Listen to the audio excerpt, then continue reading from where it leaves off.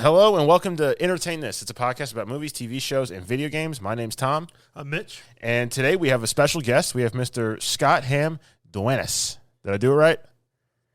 Oh, man, that sounds beautiful. Better than I could do it. Good job. I had to, stretch out the jaw for that one. Duenas. I gotta add the pop. I know yeah, right. It's only 6 letters, but it seems to be a tricky that U-E-N. I think plays tricks on people. But you got it, man. It's good enough to me. I'm not sensitive about everything being phonetically perfect. So you're good. You're good. Well, I appreciate it, Mr. Scott, if I may. Scott, he's got quite the acting credits to his name. A lot of big time shows on here that I've seen, going from OG Walker, Texas Ranger with Chuck freaking Norris. Yeah. It made me click on it because it was threat. It was, Chuck Norris's beard's like, you better click on it and read this, or you're gonna get punched in the face. All the way up. Yeah. Clueless, Buffy the Vampire Slayer, Star Trek. Let me see. Yeah. It keeps going. It just keeps going. There's more shows. Jag, NYPD Blue. Yeah. There's a Cobra Kai. Cobra Kai, Scandal, The Stay. Let's see. Evil at the Door. That sounds. Ooh, he played a man called Eisenhower. Welcome to Chippendales, the miniseries, and then you got Final Wager, which I believe is that still in production? That just came out, so that's an exciting one to talk about. It just released on May 7th. Brand new stuff.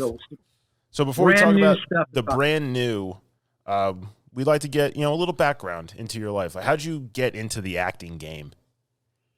Yeah, for sure. And I loved hearing you list some of those credits because you forget, and then you're like, yeah, I think I'm gonna do some cool stuff. That's right. I agree. I like, and especially being a fan of some of those shows. But anyway, yeah. How did I start?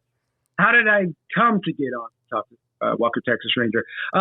Really, I like to say I grew up like loving two things. I loved sports and I loved movies and TV. I'd play sports all day and then come home and I had a TV in my room really young, and I just loved watching movies and I loved watching television shows. And I just said, I got to do one of these two things for a living when I get older. And I kind of stuck to it. I played baseball for as long as I could. And then when that was over, I started looking for other stuff to do. And I said, I didn't really know how to start in the business. And I just, I opened up the phone book one day and looked for places to take an acting class. And there was one on Hollywood Boulevard. And I said, that's got to be the best one, right? It's Hollywood Boulevard. So, I started making the commute. We were talking about commutes right before we got started, and started making the commute about an hour and a half from Fullerton, where I kind of grew up, and started taking acting classes there.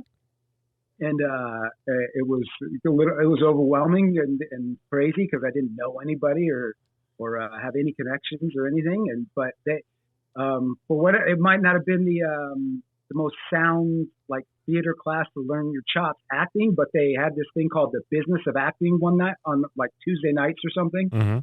And it was for guys like me that didn't even know how to make a picture and resume, or didn't know how to get an agent, or didn't know how to even, like, how do you get started? How do I have a resume when I've never done anything? And they had this little class, and it was so helpful, and it got me started and learning what I did there. It got me my first agent, and then, my big substantial part was Walker, Texas Ranger, Mr. Chuck Norris. So that got me a better agent and onto better things. So that's really how it kind of all got started in a small, quick nutshell. I don't want to sidetrack from it, but I did read you played baseball into the collegiate levels. Yeah, I mean, I wish I had college. I don't want to make it sound like I was on a 4-year ride to University of Michigan, but I did play in college. I bounced around some community colleges, and I had some offers to play at like smaller like D2 and private colleges like Whittier College and Biola, and I settled at this little school in Illinois called Canton College or Spoon River College, and played out there for a year and a half, and had some good success, and things were starting to go good for me. But then Yeah, I played for a long time. I literally started playing when I was like 5. It's the first thing my parents put me in, and I just loved it. And I would play like year round and like winter ball, summer ball, little league, and played on all the little all-star teams and little travel teams, and played all throughout high school. And then found my way. You know, I was digging around trying to play different colleges, and played American Legion and some travel ball, and finally, when the Yankees and the Cubs and stuff weren't calling, I was like, oh, I think I'm gonna have to find something else, or I'm gonna be there toiling around. You know, I might end up being I think I started to think that the best I could maybe be is Crash Davis from Bull Durham, where I might be able to get stuck in like single A for 10 years, and I said, no, you get the call. Or like you're living the life like Dennis Quaid in The Rookie, 30-something years old. It's like, hey, you can still throw 98 miles an hour. That's what I needed. The one with the kid, I needed some type of injury that made me throw harder. Like I needed to break my arm in the right place. I forgot the name of that movie. Where The Rookie. Rookie of the Year. Rookie of the Year. Yeah. Rookie of the Year. Where he's in the car and his arm's just hanging out in the perfect like pitch position, like it's perfectly level. And yeah.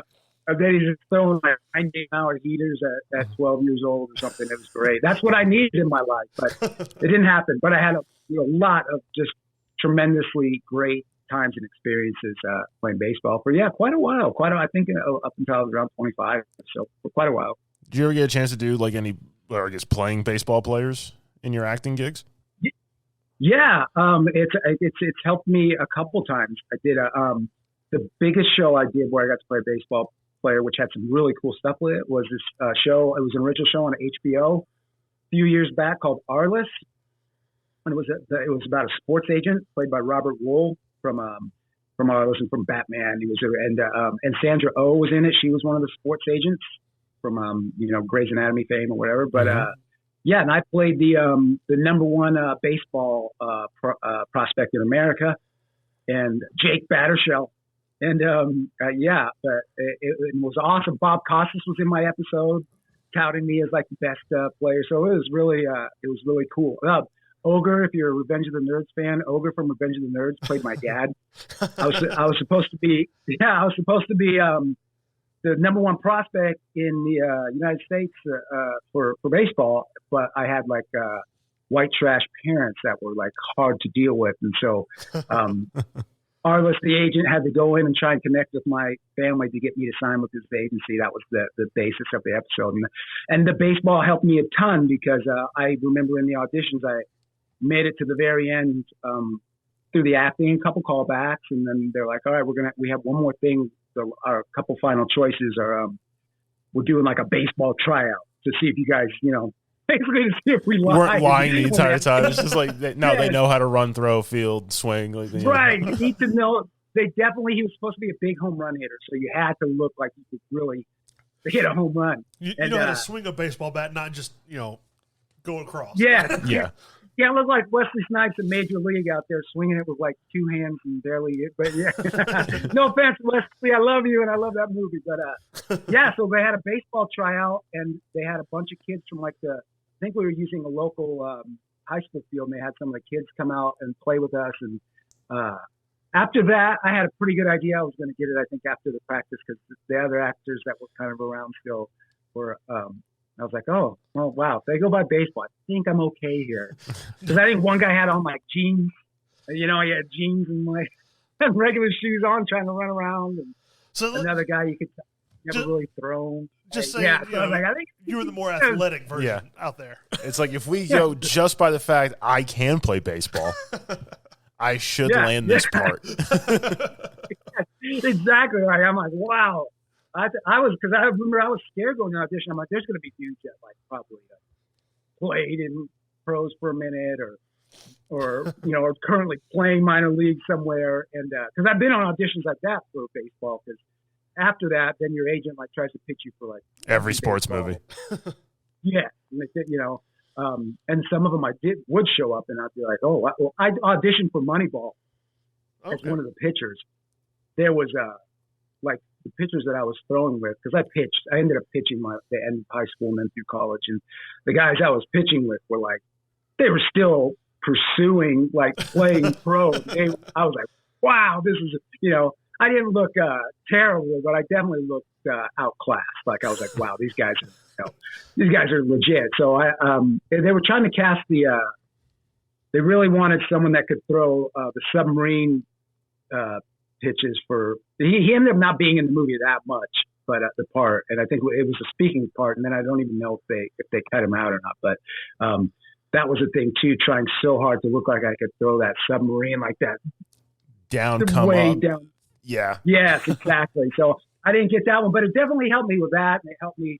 I played a commercial I did a while ago. I was playing a high school baseball player in a batting cage, so you had to be able to hit. And I did an AT&T commercial where I had to play like I was a pro baseball player, but it was like a fake pro team. One of those great ones like the Sharks. He's on the Tulane Sharks of the Major League Baseball. So yeah, it's definitely helped. And I did play football in high school too, but I just wasn't nearly as good as I was at baseball. And I've gotten to play football player quite a few times too.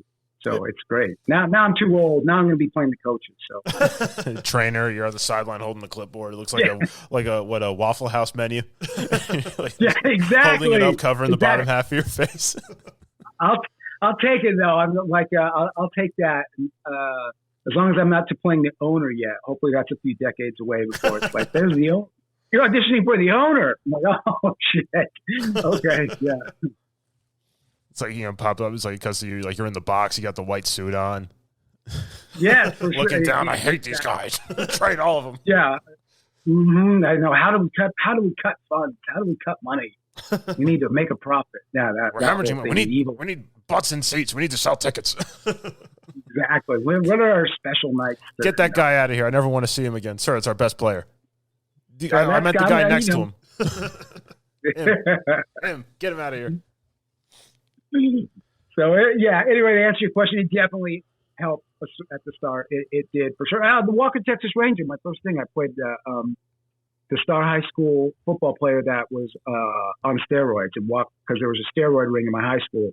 And Chuck Norris comes in and plays a substitute teacher and tries to befriend me to get to the bottom of the steroid ring and then break up the steroid ring. So that right there, that was like my big break into this business. And I was playing a high school football player. Was it kind of weird just meeting Chuck Norris? Like, holy crap, like I'm talking to him. Yes. Yeah, it was. It was. I got to say, because, not having done a lot before that part, and then you're like, it's Chuck Norris. But he was so incredibly nice and welcoming. And he was a producer on the show, too. So obviously, I believe he had some say-so in the casting because when I first got there, he found me and went right up to me and was like, hey, Scott, so nice to meet you. Thank you for doing the show. And I saw your audition. You were perfect for this. And he was just so gracious and so nice. And I had to stay out in Dallas for like 2 weeks. And he was just like, here's some places to eat. And all that. And I was like, Chuck Norris is nice. I'm friends with Chuck Norris. Yeah, exactly. I'm like, this guy's the greatest. Because you hear all the horror stories of people not being very nice. And he was so nice. I got nothing, still one of the nicest people I've met all these years later. That was surreal. I think it was really surreal because we had a couple places where he had to do a little karate and to watch him do it. And I'm like, I'm standing like 10 feet from Chuck Norris watching him throw like a roundhouse kick. This is pretty sweet. This is nice. This is so cool. Yeah. And Sam Jones was in my episode, who was, if you guys, I'm sure, big time movie guys, he was the original Flash Gordon. Oh, okay. And he played the dealer.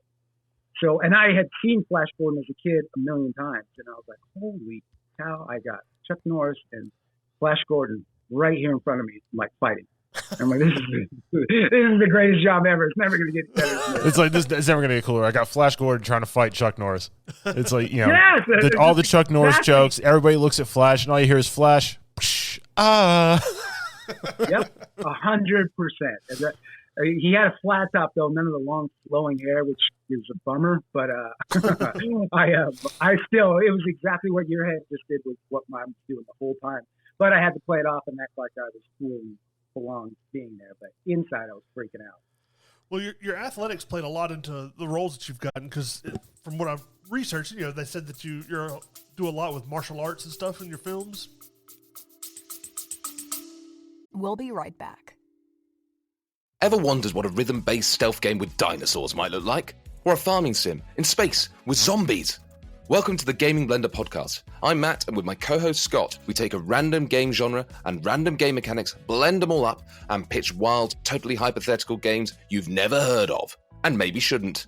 New episodes every other week. Hit play and unleash your inner game dev. No coding required. Search the Gaming Blender on your favorite podcast app now.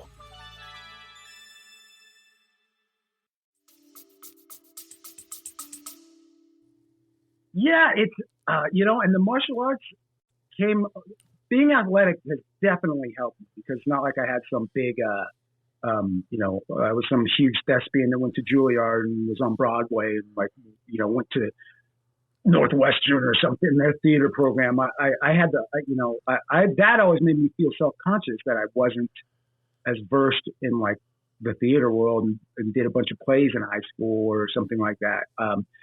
But then it kind of evened out when it came to doing these athletic roles or doing some kind of fighting because, I did a little wrestling when I was like the freshman and 8th grade year too. So I could, I was like, you could throw me around. I know how to do some of this stuff. It helped. So that was like an equalizer to me going for parts that maybe I was outclassed as far as at the beginning of people with their experience and their acting chops. My big thing was, I can be physical and I'm decent at just acting natural and that's kind of my thing. And so, it did help me. And then when I really got more serious about the martial arts stuff was later on in life because I started thinking, not 20 anymore. I don't know. Can you really do this stuff still I should have started this when I was 10. I've been in karate classes when I was 10, but I said, you only live once. It's not like I can turn back time, so let's start it as a dad, as a married guy, as an older guy, and I've loved it. I've been doing jiu-jitsu for years now, and Muay Thai boxing and Krav Maga was the first thing that I started, which is more of a self-defense. It's like Israeli self-defense, and that helped me too. It helped me a lot in Cobra Kai and some of the independent films where they kind of rely on the actor to be able to do stuff because they don't have the bigger budgets to get stunt doubles for everything. It's helped me when they're like, can you know how to like take a fall or throw a punch or General Hospital my last go I had to do 2 fight scenes and they were able to just pad me up and let me do a lot of it myself and they were really pleased with that and they knew going in because I had been on the show years before and they remembered and said, you remember that guy that could kind of do his own stuff? We should bring him back and save some money on stunt double. So it's helped me tremendously. Look, I'm not Jean-Claude Van Damme or Chuck Norris or anything like that. I can't throw super high fancy kicks, but if you want to throw me around, I know how to take a fall. I know how to take a punch and I can make punches and kicks look real on my end. And that's what I can do. And it's turned out to be valuable. Well, because I think if I remember right, in like the Cobra Kai series, you get into like a fight in a bar or something like that. I think or like you a pool remember hall. Yeah, you remember it perfect. I was super psyched for that scene. I still am. I got lucky to get that episode. I get in a bar fight with Johnny, the main character, William Zabka, Johnny Lawrence, and we get into and it's the episode where the original Cobra Kai from the original movie comes back. And they make a guest appearance on the show. The whole Cobra Kai was there except for Dutch, the blonde kid or the white haired kid. And I get in a bar fight with all of them basically because I'm playing such a D-bag. And do you win? Yeah, it was awesome. No, I don't win. I hadn't seen it. So. Yeah, I got in some good licks and a couple good smart aleck lines to get the fight going. And it came in really, really handy. They wanted to know if I was cool with some of the stuff. And then when I got there, and again, they're always scared there's just an actor saying that he can do stuff. But I have a little reel now that I put together with some stunts on it and that I've done. And I was able to, we basically did it. I got to do the choreography with the guys. And then I did it myself. And then I had a double and he did it himself. And then they kind of just spliced in some stuff together and to make it look really cool. And I loved it. and there was a gag in it where I take a fake beer pitcher to the face, and that's me. And they asked me, and they said, "Look, we want to get it while you're in a headlock, so your face is directly on camera. Would you be cool with this fake picture? Have you ever taken like something like that before? And we know you're an actor first, but have you ever done something like that?" I go, "I'm tucking a fake beer bottle to the head. You can break the picture on my head, and they give you a couple extra bucks too. But it's called a stunt bump." So I'm like, "Yeah, do it." And I got rent to pay. Yeah, exactly. So I even got to take the picture to the face in Cobra Kai. And so, yeah, it was a fun episode, great episode. And I got like to spend a whole day just fighting, not acting. So it was super duper fun. And you got to fight like the biggest like 80s annoying guy, or like, you know, the 80s douche of all time. Yes. It's like the biggest 80s douche. The Karate Kid, Back to School. And Back to School, awesome movie. Good call out there. And that was another, like, talking about seeing Chuck Norris do his thing was surreal. The thing that stuck with me watching Johnny or William Zabka do his stuff is like I just remember so vividly, because I was a huge Karate Kid fan, of the way he would do his Kia when he kicked, like his Kia, and he was still doing it the same. And I'm like, holy shit, this guy's doing it. That's the legendary Johnny's Kia right there when he's kicking me, and this is awesome. So I had such a good time, and everyone was so nice, and getting to be in the episode with the original Cobra Kai, because I was a huge fan of the Karate Kid huge fan of that franchise. So the fact that I had already watched every episode of season 1. I wasn't in it until season 2. So when I got the call to audition for that, I was so over the moon. I try not to get too high or low when I get an audition, because you never know. But when I got it, I was so extra excited, because it was a show that I loved. Getting to be on a show that you watch and love, and then you get to be a part of it, is always an extra bonus. And it's like, I got hit in the face by that guy. Yeah. that dude hit me in the head with a beer pitcher. Yes. And then a small world story, just for fun. I was talking to him. His kid, he has one of his kids in jiu-jitsu, and it's at the same club that I'm at. The kids are like on a totally different schedule, but I'm like, no way. And so it was pretty funny. I'm like, hey, you guys go to Legacy MMA? He's like, yeah. I'm like, oh my God, I probably met your kid at some point. So that was a little fun little moment for me too, a small world moment. Okay. So they say it's a small world, but I still wouldn't want to have to paint it. You said that right, man. I can, especially painting. That's one thing that I won't get hired for, is my great painting, because I'm terrible at it. Now, with all these martial arts, techniques and moves and disciplines you've learned, you ever have to use them on your kids? No, they're still too young, but we're going through we're going through the terrible twos, and we've had some close calls, because those terrible twos, man, will get your light up. Like you and your wife are looking at him, and she's just like, sweep the leg, and you're like, ah. Yeah, exactly. My son's 2 years old as well. Oh, dude, so are you going through any terrible twos? Oh well. It's kind of like he just doesn't want his sister to have any kind of connection with me or his mom while he's around. He's always trying to push her away. Like, get out of here! It's my turn. Like, you had your moment. I'm up. Yeah. My niece would do the same. I don't have that. Yeah, mine's more. He wants to do everything on his own, and it makes me late everywhere. Like, I either got to fight this huge battle and let him like get dressed himself, and then everything's on backwards and wrong, or like just do it myself. Where are your shoes? Mm-hmm. Yeah. So, but yeah, no, nothing yet. My daughter, who's 5, is starting to show a little interest in it, because she sees me like kicking the bag and hitting the bag in the garage and stuff. And so when they come out and hit that, when they hit each other too, I kind of use that, and I say, you guys are not allowed to hit each other, but if you want to hit something, Daddy's got pads and gloves and bags all in the garage. You can go out and I'll show you how to do it. and anytime you want to do that. And so they're starting to show a little bit of interest. They've messed with it a little bit, but we'll see. I'm going to put them in something eventually, and then I'm not going to push them towards it, but I'll see if they like it, because I always wish that I would have started when I was really little. Because in any sport or martial art or anything, the younger you start, the better you are. It just seems to kind of go hand in hand. Me and my brother both started young when we still lived in New York, doing like Okinawan martial arts. I can't remember the name of it now, but it was fun because it evened the playing field, I think, because now we both knew the sets of moves. It made the fights a little more fair. Went home and that would be so cool to have that. I would think, have a brother to do that, to train with, and then come home and you could work on stuff, because that's when I very first started jiu-jitsu, I would come home and be like, I don't remember how I'm supposed to grab that guy's arm, and I got no one to do it with. And then I would ask my wife, and she hates it. So I would be like, can I just, I'm not going to do anything. Can I just grab your arm and just hold it and see if I'm holding it in the right place? I can't remember. She'd be like, absolutely not. Don't touch me. And she hates it. She's like so anti that. She's like, I don't want to. No, I don't like any of it. So having a brother, that must. I'm jealous of that. We just fought all the time. that's all that happened. Yeah, we fought all the time.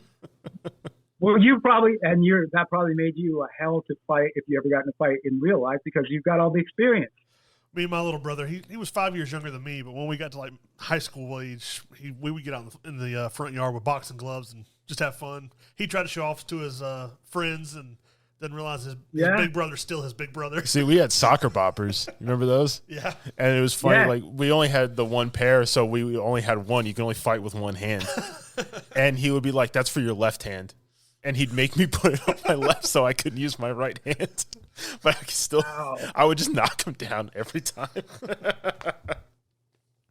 That is awesome. See, I'm so jealous that you guys have that. I didn't have anything like that. So that's amazing, though. But yeah, you guys probably weren't scared to fight anybody, because you're like, anybody picked on you, because you're like, I fight my brother every day. You really want to fight me? This is nothing. This is just like a Tuesday to me.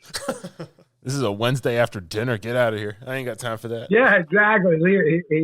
Exactly. The person that we used to wrestle the most, my friend had big brothers, and his big brother was an offensive lineman at UCLA. So he would just be like, I'll wrestle two, three of you guys at once and see what you can do. And he would just demolish us. So that was the closest thing that I got to what you guys had. And now thinking back on it now, it's like, that's ludicrous. Like a senior offensive lineman that's going to UCLA and wrestling a bunch of freshmen. He just throw us around like we were nothing. And he's just going like, I'll take the 3 right now. And it's he's confident. And he wasn't very nice. Yeah, he wasn't nice and gentle like one of those guys. Like, oh, you got me. He would just like destroy you. Just running, bouncing off of him. Yeah, pretty much. He's a hoss, that's for sure. Well, using your martial arts and stuff, that's kind of where we get into some more of one of your more recent movies, the Rebroken. Mm-hmm. So could you tell us a little bit about that movie? Yeah, for sure. Rebroken. It's pretty new still. Super proud of that one. It stars myself and Tobin Bell from the Saw movies. Okay. If anybody knows the Saw movies, the guy, the Jigsaw, with the blonde hair and the really crystal blue eyes. It's not a horror movie. I've definitely gotten hit with some reviews, and people are like, oh, they made you think it's a horror movie. It's not. I'm like, we never said it was a horror movie. But it's a thriller, and it's like one of those mind-bending thrillers, like in the vein of or in the sense of like a Memento or a Sixth Sense or something like that, where you're just trying to figure out what's exactly happening here. And I really, really like that film, and it's got, for the most part, really, really good reviews. It's currently streaming everywhere now. It's on every platform pretty much. So I'm just hoping that it gets some eyeballs on it this year. It just the people that distributed just took it to Cannes, and it got a couple foreign territories, which I'm excited about. So okay. Very nice. It got picked up by some places in France, and then a general just said a lot of territories in Asia. And so we're like, okay, good. Let's get some more eyes on it. Asia's good. It's big. It's huge. So hopefully it gets out there. Right now it's kind of a little culty thriller film that I'm really proud of, and it's good. I think it came out really good. So we'll see. Time will tell on the numbers. But and getting to work with Tobin Bell was pretty amazing. And now your most recent movie, Final Wager, you were also the producer on it, correct? Yes, I was. I've taken the dive into in this new world of being able to shoot things on video, and with all the technology that you can buy programs and do stuff from home and make your own content. And I started diving into seeing if I could do that and produce stuff. And this is it was my fourth film that I've technically been a producer on, and I also star in it. And we got Michael Madsen, if you know from the Quentin Tarantino films, with the big Italian-looking gravelly voice guy. He plays stars in it as well. And we got a little cameo in it from Tom Arnold.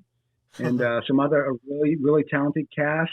Fernanda Romero, she's a big Latina actress. And Trevor Pennick, who used to be in the boy band O-Town, plays like, if any boy banders out there, he plays like comic relief for it. And he does really, really well. He's kind of crossing over into acting, and he did really great. And it's a fun movie that just came out, so I hope people check it out. It was exclusively on Voodoo Fandango at home for just the first month. So now I think just like yesterday, it's going to probably be on all of them now, like Prime, Apple, Tubi, Roku, Google Play, YouTube, still be on Fandango. So we're really excited to see how it goes. It's gotten good reviews, and the script by Jerry Artukovich is really good. Kenny Yates directed it, did an awesome job, and it's a movie about a compulsive gambler who finds out that he can't lose a bet on Christmas. And so and then his mom gets in financial trouble and has like a day to figure it out. So Christmas comes and he has to decide whether or not he breaks his promise that he's going to quit and never gamble again to all the people that he loves in his life, or is he going to go ahead and try his new superpower out and raise enough money to bail his mom out of trouble. And so that's kind of where he's stuck in the middle of, and you got to kind of tune in and see what happens. And it's a fun little story. I don't know if I would say it's a Christmas movie. It's kind of like the Die Hard thing, where it's a movie that takes place on Christmas Day. I would say it sounds like a Christmas movie.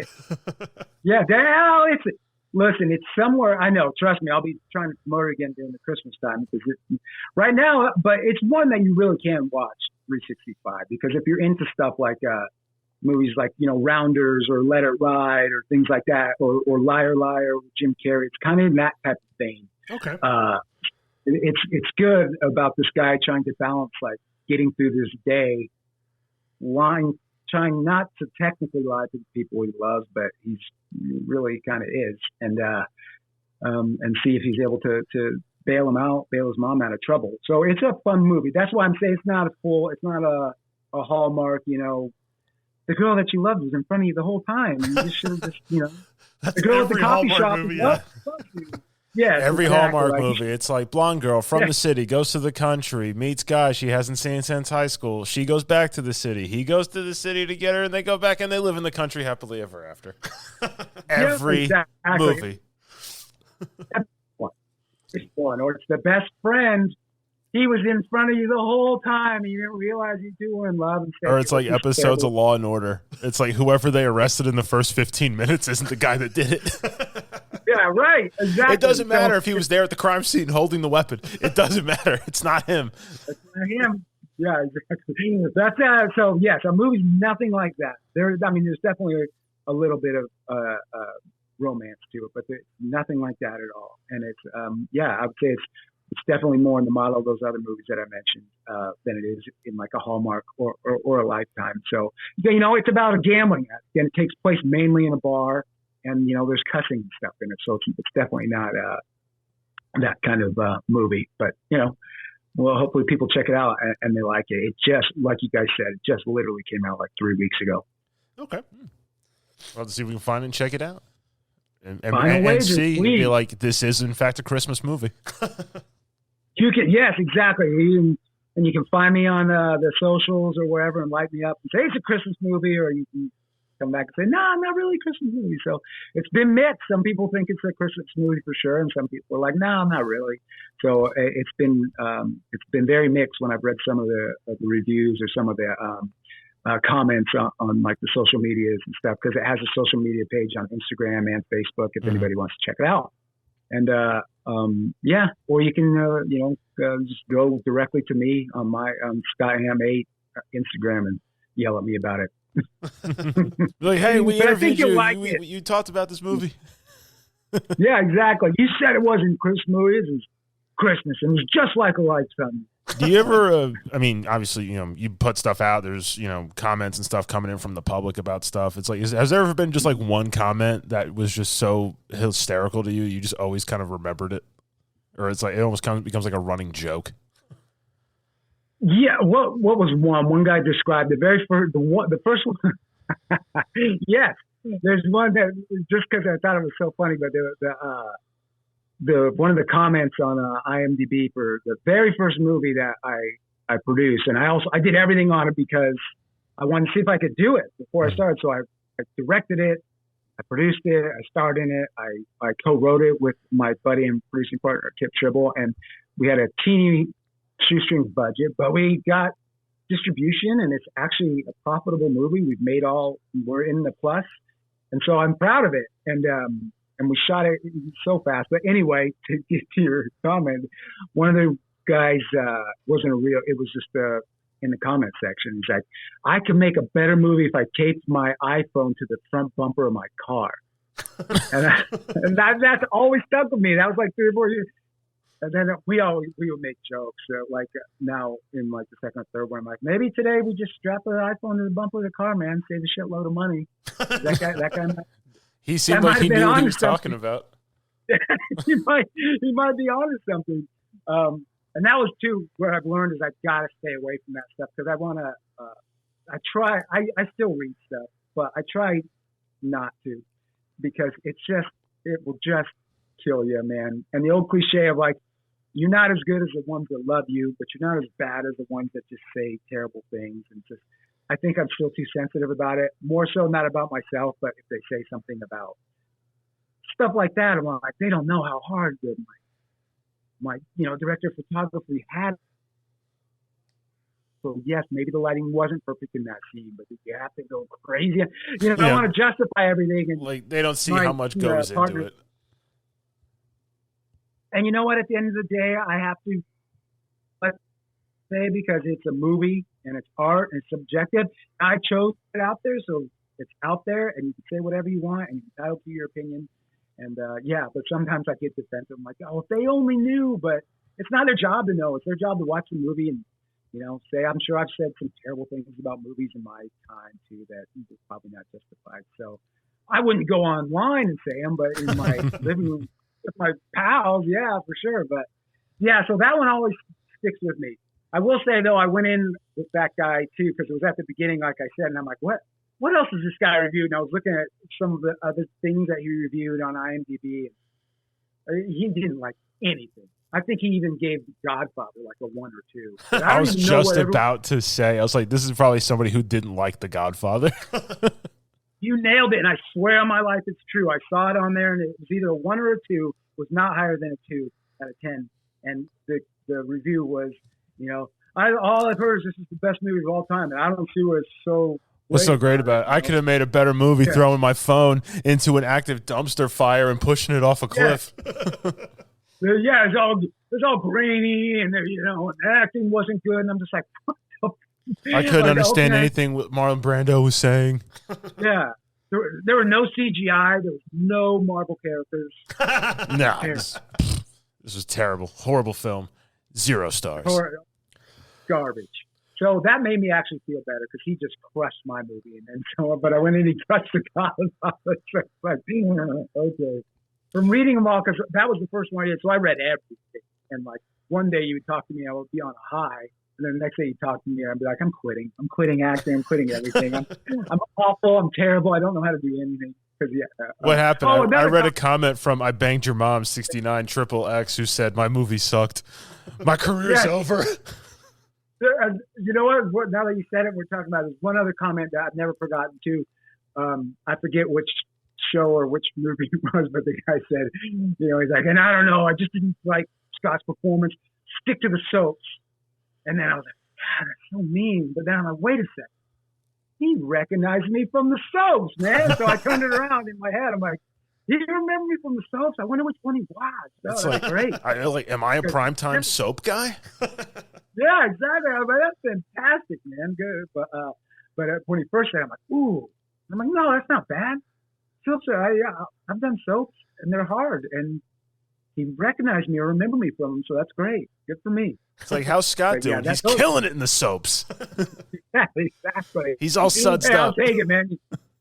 Yeah, exactly. So, those are the two. Strapping the iPhone to the bumper of your car, I guess, something, and then the other thing is that I should stick to the soaps. So there you go. What are you going to do? Can't win them all. No. Well, I was going to ask you, with all the different shows and movies you've been a part of, did you have any starstruck moments where you just met someone that just really stood out to you that kind of made you in awe? Aside from Chuck Norris, because I'd still be standing there drooling like an idiot. Yeah, man, that was pretty cool. Johnny's like, I don't want to sound dishonest, but I really, there is moments where you just sit back and go, like, this is pretty cool. Like, Katie Holmes is like right there. I got a scene with Katie Holmes or something like that. I mean, I think a lot of them, when they first walk in, because I'm such a big movie fan, I guess starstruck's the word, but I just do take a moment and I see them and I think of like all the great roles they played or all the joy that they give me over the years. Just we're talking about Final Wager, Michael Madsen was kind of like that, because I'm a huge Quentin Tarantino movie. He's been a lead in almost every one of Tarantino's films. And then he was also Sonny Red and Donnie Brasco, which is like one of my favorite movies that I love. And I was like, oh my God. And he's going to come in, and then he comes in, he's a big, huge guy, and voice is just the same. Like, hey man, nice to meet you. And I'm just like, oh man, this is awesome. It's like, holy crap, please don't cut my ear off with a razor. Yeah, exactly. One of the most iconic scenes for my money in film, period, is the cutting the ear off and singing into it. And so, yeah, I think I kind of get like that with, I don't have one that's, not to cop out on your question, but good question. I don't have one where I was just like, oh my God. Maybe I still will one day, but almost all of them, when it's someone that I know from something that they did, I'm always like, oh, that's so cool. That is so cool. And I kind of I'm like a Star Wars fan sometimes that like really likes meeting people like more in the minutia of it all. Maybe not necessarily the biggest star, but like, meeting the oh my God, like the little parts of things, that movies that I saw and like, oh no way, you're so and so from that movie. When Dennis Franz in NYPD Blue was really cool for me, because he'd been in a lot of stuff that I liked. I did an episode of Moesha, and T.C. Collins was in it, the same episode, and he was played in a ton of movies that I liked. He was Pinky and in Friday 2. He was the bad guy in Menace, one of the bad guys in Menace to Society, who turns into, and I loved those movies growing up. So just to see him and get to like hang out, and, have something to eat with him, I thought those are the kind of fun ones that I like send to my to my movie head friends and be like, look who I was with today, and they're like, no way, that's so and so from And when I say Star Wars, it'll be like, because they'll know someone like, oh, that's Boba Fett's son from the planet, know all the little teeny minutia of it. So that stuff is pretty cool to me. But I think I get like that with anybody for the first minute or two, and then I just realize I better just get out of that and remember my lines and remember where I'm supposed to stand, so I don't upset any of these people. Yeah, you want to make sure you get to stay on that set. Don't put him with any A-listers. He'll panic. He'll forget all of his lines because he'll just be like, holy crap, you're so-and-so. It's like, do you know that you're Iron Man, Robert Downey? Yes, exactly. No, for sure. It's like, oh, hi, Katherine Heigl. You're so pretty and tall. And no, you just have to just talk to him. So, yeah, it's pretty cool. It's pretty cool. Do you have any favorite roles that you've played? Oh, favorite role. I'm not gonna be a total honk and say some of these ones that I produced, but those have been fun. It was really fun playing in this Final Wager, playing the lead role of Chance, because there's so many parallels to me as myself. But we've named a couple of them that I've really loved getting to play. Getting to play that part in Walker, Texas Ranger, I always go to because, like I said, the Flash Gordon thing and the Chuck Norris thing is always amazing. What is there? I did a spinoff of this of Touched by an Angel back in the day, in a show called Promised Land, and it was with Gerald McCraney, and it was about the this family that goes around in a motorhome and like city to city and like helps people out. It's kind of like Touched by an Angel, but in a motorhome.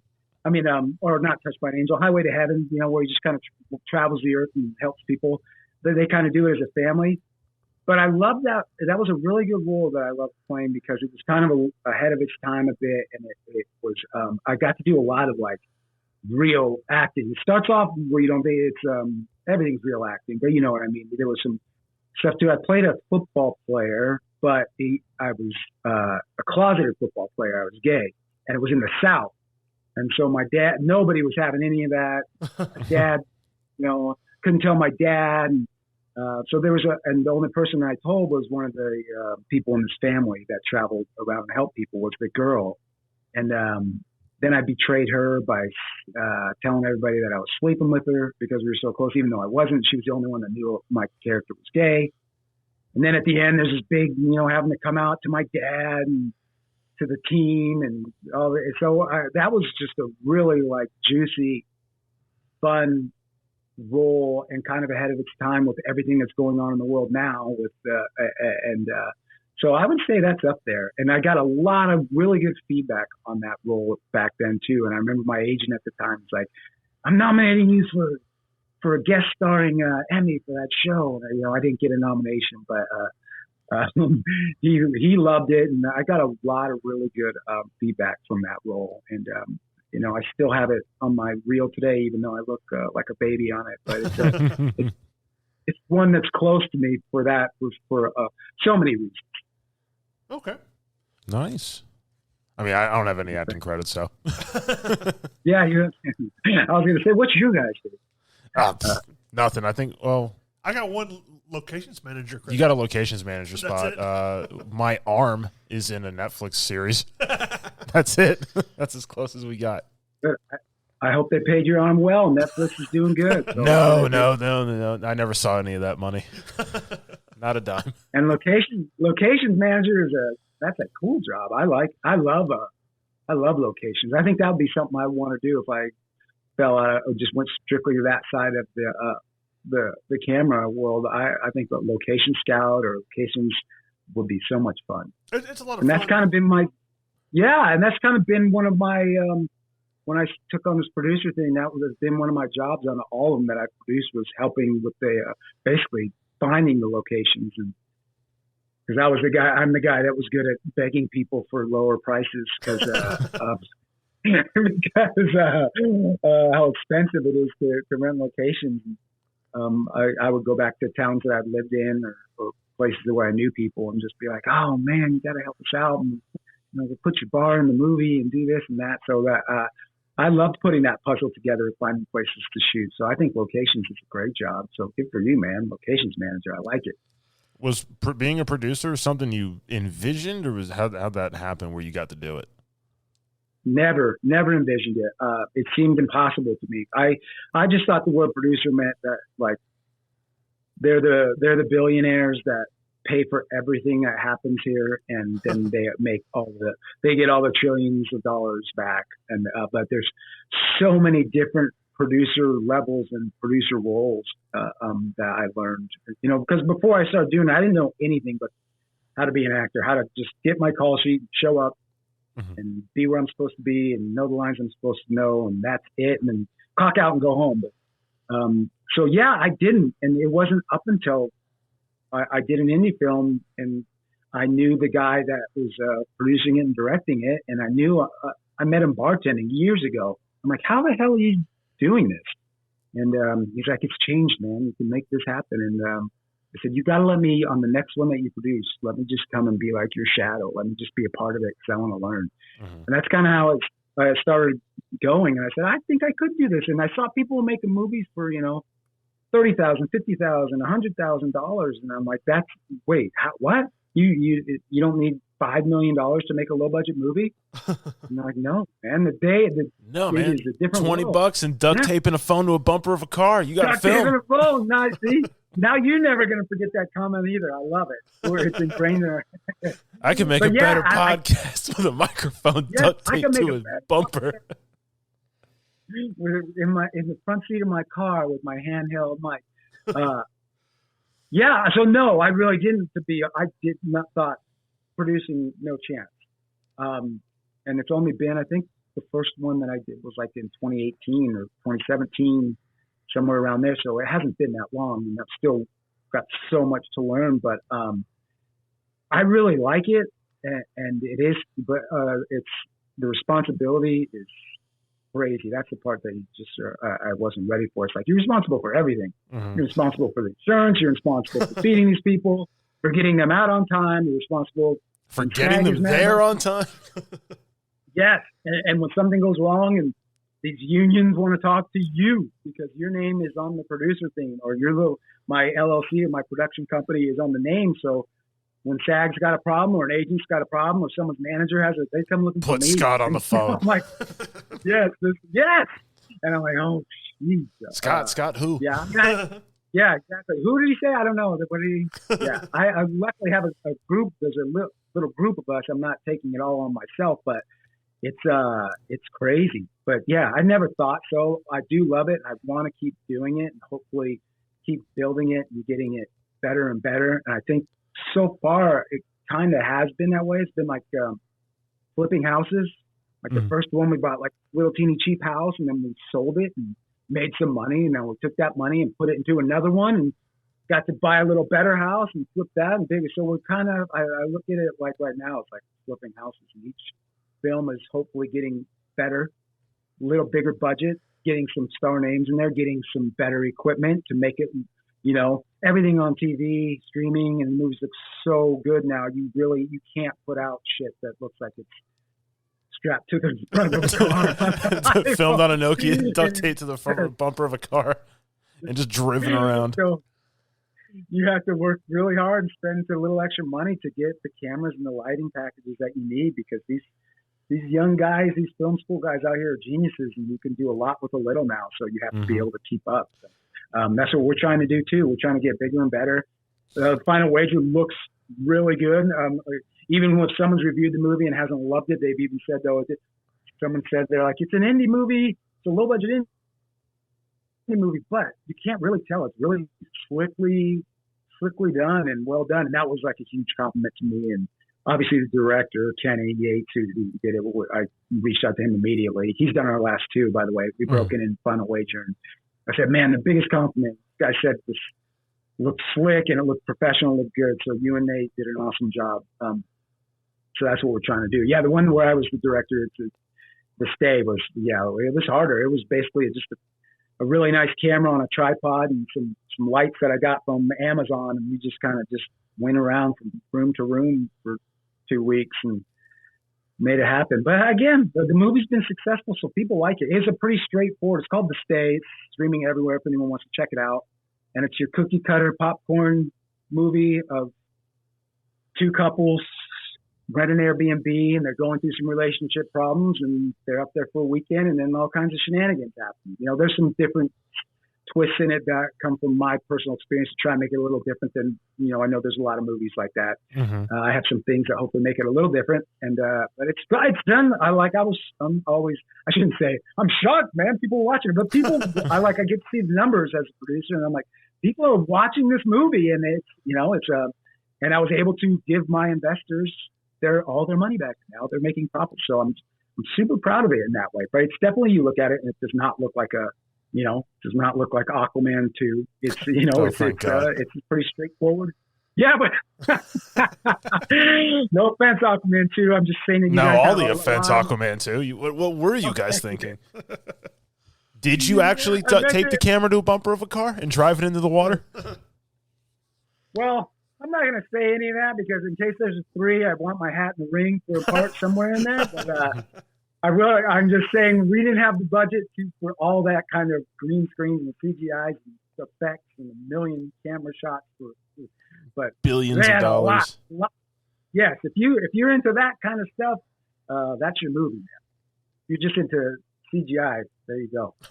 Before we wrap up, is there anything you'd like to plug? Any upcoming projects you're working on? Any business ventures you got happening that you want the people to know about? Yeah, I mean, no, I appreciate that. The 3 things that we kind of just mentioned in the natural flow conversation, those 3 movies I would love for people to check out: The Stay, Rebroken, and the brand new one, Final Wager, are all movies under my little production company. And having indie films like that and having people check them out and even rating and reviewing them on Rotten Tomatoes or IMDb, that's phenomenal for a movie. It just drives the algorithm to get it out there more.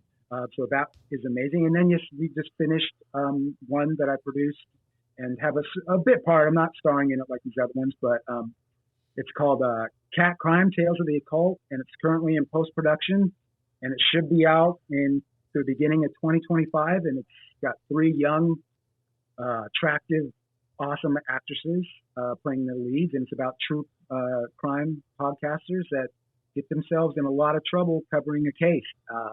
And it's called Cat Crime Tales of the Occult. And it's written and directed by my friend Jerry Artukovich. And it's great. Please check that out when it comes out. And if not, go on right now and check out Final Wager. It's everywhere. And it's got Michael Madsen. So you're going to like it. It's got Michael Madsen. How could you not like it? How could you not? I'm interested to check out that the one you're just talking about, the crime podcasters getting a little bit more than they can chew. Yeah, it's a really, really good script. And it was really fun for me. You know, I did have a part in it, but it was fun for me to be more of a producer on it. I learned a lot on this one. And the 3 leads that we hired are amazing. And yeah, it's a young girl who's trying to be a true crime podcaster, and it's not going good. And a girl comes into her life saying, I've got the perfect case for you, but you have to let me be involved with this too. And then, yes, they drive out and get into this town where these strange occurrences are happening, these strange crimes, and they get more than they bargained for. They kind of get crunched into the middle of the case, and it makes for a fun little movie. And to see what happens and see how it ends and see how it affects the podcast business for them too. What's that going to stream on or be out on? We'll see. We are freshly in post-production, so we haven't even finished editing the movie to submit it for distribution yet. Mm-hmm. So we'll see. So far, I shouldn't jinx myself or something. Not 4 for 4 on getting distribution for our movies and getting them on all the streaming platforms. So I don't think this one's going to have any problem. But I'll have to come back on your show when I know and tell people where to watch it and how to watch it. And it'll be streaming. It'll be streaming everywhere. Who knows? Maybe it'll be we'll get a lottery ticket and get some theatrical release to it. But that's hard to do these days. Yeah, I know I love the streaming thing, but it's so hard to get anything in the theaters that's not Top Gun Maverick or a Disney or a Pixar or something.